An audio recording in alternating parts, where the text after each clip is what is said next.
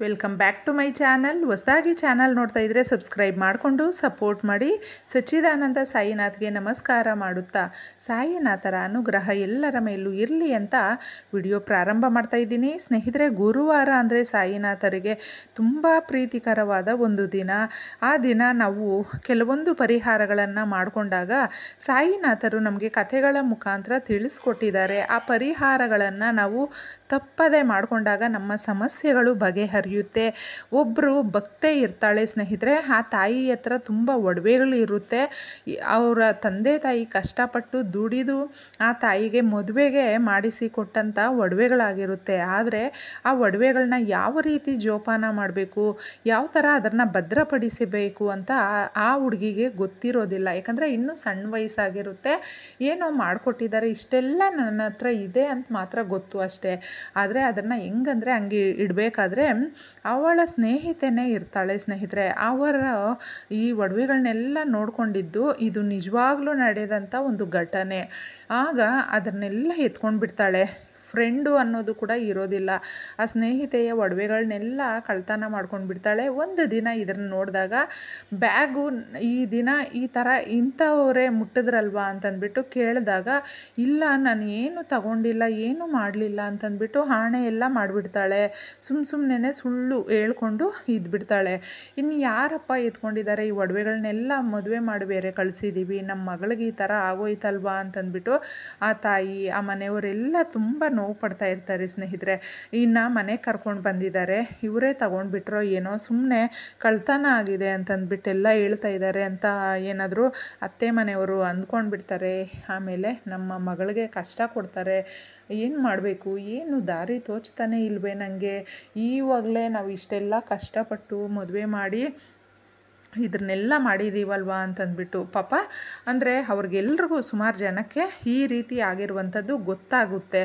ಆಗ ಒಬ್ಬರು ವಯಸ್ಸಾದಂಥವರು, ಅನುಭವ ತುಂಬ ಚೆನ್ನಾಗಿರುತ್ತೆ. ನಾವು ಯಾವಾಗಲೂ ಅಷ್ಟೇ ಸ್ನೇಹಿತರೆ, ವಯಸ್ಸಲ್ಲಿ ಅನುಭವ ಎಷ್ಟೋ ಜನಕ್ಕೆ ಆಗಿರುತ್ತೆ. ಆದರೆ ಜೀವನದಲ್ಲಿ ಅನುಭವ ಆಗಿರುವಂಥವರ ಮಾತನ್ನು ನಾವು ಕೇಳಿದಾಗ ಆ ಅನುಭವವನ್ನು ನಾವು ಏನಾದರೂ ಅರ್ಥ ಮಾಡಿಕೊಂಡು ಮುಂದೆ ಹೋದರೆ ನಿಜವಾಗ್ಲೂ ಕಷ್ಟಗಳು ಅನ್ನೋದು ಕಡಿಮೆ ಆಗುತ್ತೆ.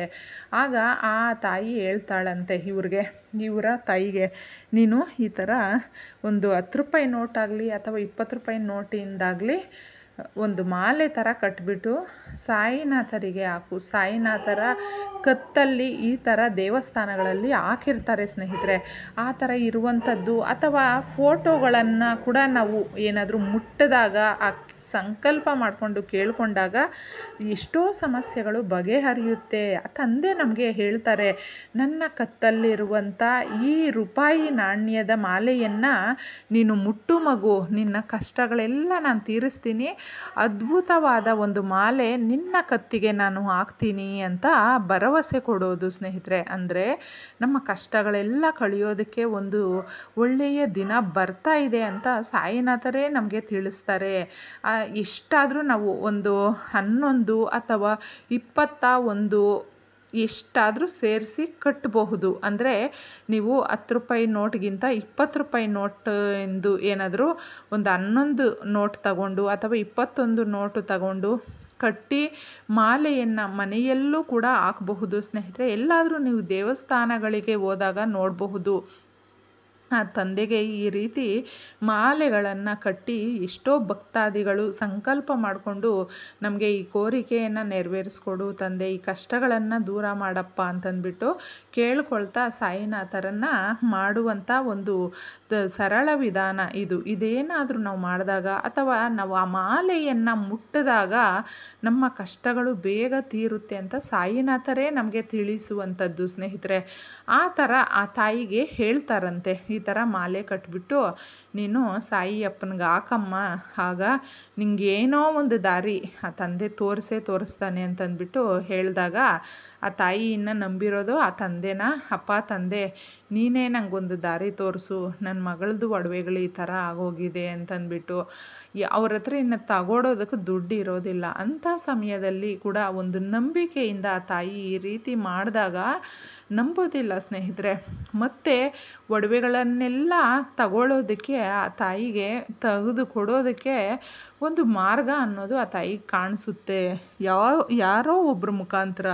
ಮತ್ತು ಆ ಒಡವೆಗಳನ್ನ ಅಂದರೆ ಸೇಮ್ ಒಡವೆಗಳಲ್ಲದೆ ಇದ್ರೂ ಏನೋ ಅವ್ರಿಗೆ ತೋಚಿದ ಒಡವೆಗಳನ್ನ ಒಂದಷ್ಟು ಮಾಡಿಸಿ ಅವ್ರ ಮಗಳಿಗೆ ಕೊಟ್ಟು ಮತ್ತೆ ಅವ್ರ ಮನೆಗೆ ವಾಪಸ್ ಕಳಿಸ್ತಾರೆ ಸ್ನೇಹಿತರೆ. ಈ ಥರ ಬರೀ ಒಡವೆಗಳ ವಿಚಾರಕ್ಕೆ ಅಲ್ಲ, ಏನೇ ದೊಡ್ಡ ಸಮಸ್ಯೆಗಳಿದ್ದರೂ ಕೂಡ ನಮಗೆ ದಾರಿ ತೋಚದೇ ಇದ್ದಾಗ ತಂದೆ ಅಂತ ಸಾಯಿನಾಥರಿದ್ದಾರೆ, ಅವರ ಪಾದಕ್ಕೆ ನಾವು ಬಿದ್ದು ಕೇಳಿಕೊಂಡಾಗ ಗುರುವಾರ ತಪ್ಪದೆ ಮನೆಯಲ್ಲಿ ಏನಾದರೂ ಫೋಟೋ ವಿಗ್ರಹ ಇದ್ದರೆ ಕ್ಲೀನಾಗಿ ಒರೆಸಿ ಹೂವನ್ನು ಇಟ್ಟು ಅಲಂಕಾರ ಮಾಡಿ ನೀವು ಹಾಲು, ಬಿಸ್ಕೆಟ್ಟು, ಪಾಯಸ ಇದೆಲ್ಲ ತುಂಬ ಇಷ್ಟ, ಇದನ್ನೆಲ್ಲ ಇಟ್ಟು ಪೂಜೆ ಮಾಡಬಹುದು. ಅಥವಾ ಆಗಲಿಲ್ಲ ಅಂತಂದರೂ ಕೂಡ ನೀವು ಒಂದು ಲೋಟ ನೀರನ್ನು ಇಟ್ಟು ಸಂಕಲ್ಪ ಮಾಡಿಕೊಂಡು ಕೇಳ್ಕೊಳ್ಬಹುದು.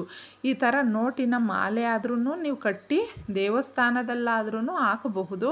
ಅಥವಾ ಇಲ್ಲ ಕಟ್ಟೋದಕ್ಕೆ ಬರೋದಿಲ್ಲ ಈ ಥರ ಎಲ್ಲ ಅಂತ ಅನ್ನೋರಾದರೂ ಹಂಗೆ ನೀವು ಅದನ್ನು ಹುಂಡಿಗಾದರೂ ಕೊಡಬಹುದು. ಅಥವಾ ಆ ತಂದೆಯ ಹೆಸರಲ್ಲಿ ಯಾರಿಗಾದರೂ ದಾನ ಕೂಡ ಮಾಡಬಹುದು ಸ್ನೇಹಿತರೆ. ನಾವು ನಿಜವಾಗ್ಲೂ ದೇವಸ್ಥಾನಕ್ಕೆ ಸೇವೆ ಮಾಡಬೇಕು ಅಂತ ಏನೂ ಇಲ್ಲ, ಯಾರಿಗೆ ಅದರ ಅವಶ್ಯಕತೆ ಇರುತ್ತೆ ನೋಡಿ ಅದನ್ನು ನಾವು ತೀರಿಸೋದಕ್ಕೆ ಏನಾದರೂ ನಮ್ಮ ಶಕ್ತಿಯ ಅನುಸಾರ ನಾವು ಮಾಡ್ಕೊಂಡು ಹೋದರೆ ನಮಗೆ ಇರುವಂಥ ಕಷ್ಟಗಳು ದೂರ ಆಗಿ ಸಮಸ್ಯೆಗಳು ಅನ್ನೋದು ನಮ್ಮ ಹತ್ರ ಕೂಡ ಸುಳಿಯೋದಿಲ್ಲ. ತುಂಬ ಚೆನ್ನಾಗಿ ನಮಗೆ ಆ ತಂದೆಯ ಆಶೀರ್ವಾದ ಅನುಗ್ರಹ ಅನ್ನೋದು ತಪ್ಪದೇ ಸಿಗುತ್ತೆ. ಅದಕ್ಕೋಸ್ಕರ ಗುರುವಾರ ನೀವು ಈ ರೀತಿ ಮಾಡ್ಕೊಳ್ಳಿ.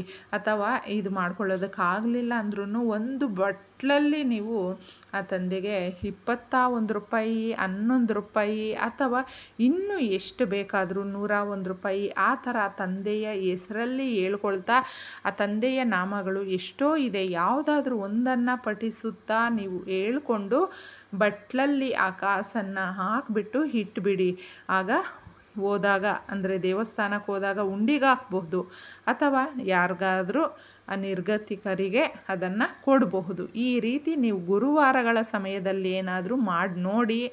ಹಾಗೂ ಫೋಟೋ ಏನಾದರೂ ಇರುತ್ತೆ ಅಲ್ವಾ ಸಾಯಿನಾಥರದ್ದು, ಅದರಲ್ಲಿ ನೋಟಿನ ಮಾಲೆ ಹಾಕಿರ್ತಾರೆ ನೋಡಿ ಸ್ನೇಹಿತರೆ, ಅಂಥ ಫೋಟೋವನ್ನು ನೀವು ಒಂದು 5 ನಿಮಿಷ ಮುಟ್ಟಿ ಸಂಕಲ್ಪ ಮಾಡ್ಕೊಳ್ಳಿ. ತಂದೆ ಈ ಕಷ್ಟದಿಂದ ಇದು ನನಗೆ ತುಂಬ ಭಾರ ಇದೆ, ಇದನ್ನು ನೀನು ಇಳಿಸು ತಂದೆ ಅಂತ ಕೇಳ್ಕೊಳ್ತಾ ಆ ಪಾದವನ್ನು ಸ್ಪರ್ಶಿಸಿ ಆ ನೋಟನ್ನು ಮುಟ್ಟಿ ಆ ನೋಟಿನ ಮಾಲೆಯನ್ನು ಆಗ ನಿಮಗೆ ಒಂದು ನಿಜವಾಗ್ಲೂ ಬದಲಾವಣೆ ಅನ್ನೋದು ಯಾವ ಥರ ಆಗುತ್ತೆ.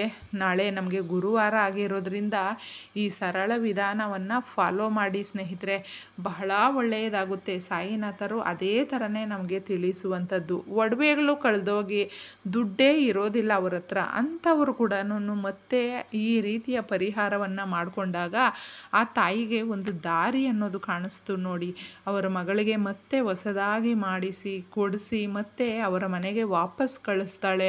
ಆ ಶಕ್ತಿ ಎಲ್ಲ ಸುಮ್ಮನೆ ಬರೋದಿಲ್ಲ ಸ್ನೇಹಿತರೆ, ಅದು ಯಾವುದೋ ಒಂದು ರೂಪದಲ್ಲಿ ದೈವ ಅಷ್ಟು ಅನುಗ್ರಹ ತೋರಿಸುತ್ತೆ ನಮ್ಮ ಮೇಲೆ. ಅದಕ್ಕೆ ನಾವುಗಳು ಕೂಡ ಒಂದು ನಂಬಿಕೆಯಿಂದ ಏನಾದರೂ ಈ ಪರಿಹಾರಗಳನ್ನು ಮಾಡಿಕೊಂಡಾಗ ಆ ಬದಲಾವಣೆ ಅನ್ನೋದು ನಮ್ಮಲ್ಲೂ ಕೂಡ ಒಂದು ರೂಪದಲ್ಲಿ ಬಂದೇ ಬರುತ್ತೆ ಅನ್ನುವ ನಂಬಿಕೆ. ತಪ್ಪದೆ ಈ ಗುರುವಾರ ಎಲ್ಲರೂ ಮಾಡ್ಕೊಳ್ಳಿ.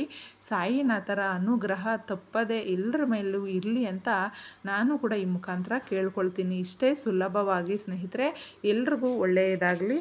ಧನ್ಯವಾದಗಳು.